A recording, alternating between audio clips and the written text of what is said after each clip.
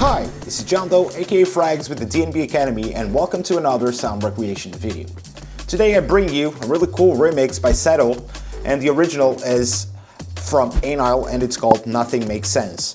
And we're going to be focusing on the bass as usual, and this is a pretty fundamental drum and bass sort of sound design, and it's really interesting to make. So let's take a listen to the original first, and then I'll show you what we've done with it.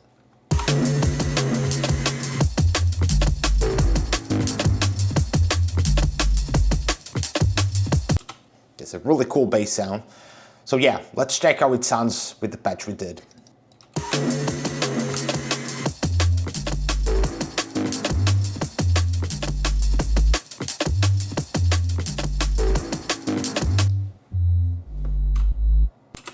There we go. Let's flip the screen, get into Serum, and show you what we've done here. Let's start off by our main oscillator, and we're gonna set this one as a basic shape sine wave. All right, that's kind of what we want. We want just kind of like the lower part of the low end, as you can see actually. So bring down the random phase, okay? And we're gonna set this to 2 voices, because the original, as you can hear, is like it's quite wider than the usual when it comes to the low end. So we're gonna keep it like with the detune on 0.8 here, but we're gonna keep it with 2 voices for now, okay?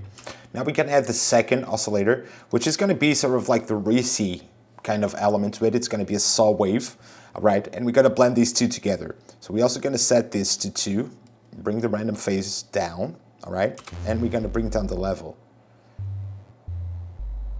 to like 20%. That's the part of the sound that we actually want from the saw wave, right? Then we need to start shaping this up, because we want to make sure that the sine wave kind of pops up in a certain movement, all right? So we're going to send this first envelope to our level and bring it down and get this into a trigger mode, all right? And we're going to draw a shape like this. Going to set like a good impact at this part and also a good drop here, all right? Something like this. Now we're going to do one important thing here. So we're going to choose the velocity, and we're gonna assign this to the rate of our oscillator. So when we play the higher notes, the LFO kind of plays a little bit different and faster, so it makes these way more interesting, all right? But then we need to turn off all these settings here, because we want this to be free, all right? And we're gonna set this somewhere around 0.4 hertz, okay? And choose the direction wisely. You're gonna put it like really almost like a noticeable, right? But it's gonna be like 8, right?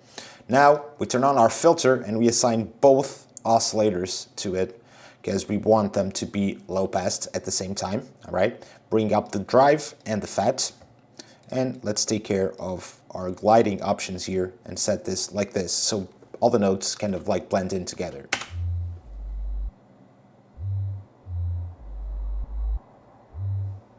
Nice, we're there.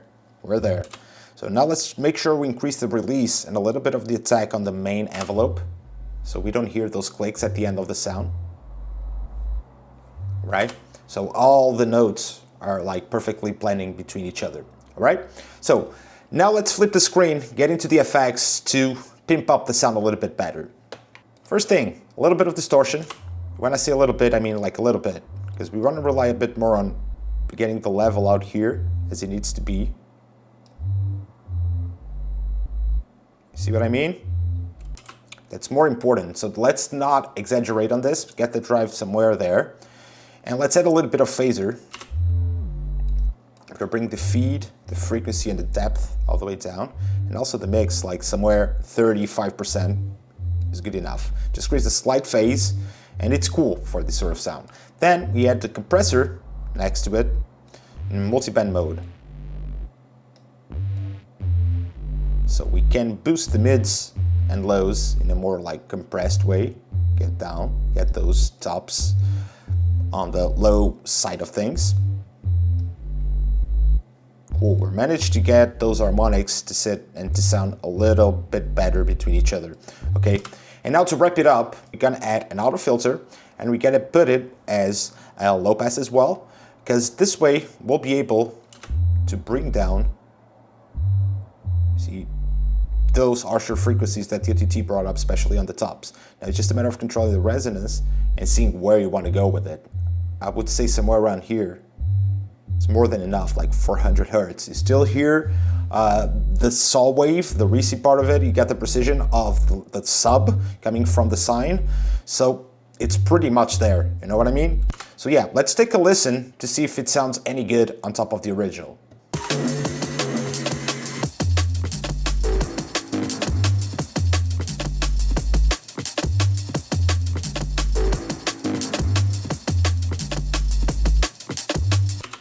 Oh yeah, I like this one. So yeah, I hope you enjoyed it, and I'll see you on the next one.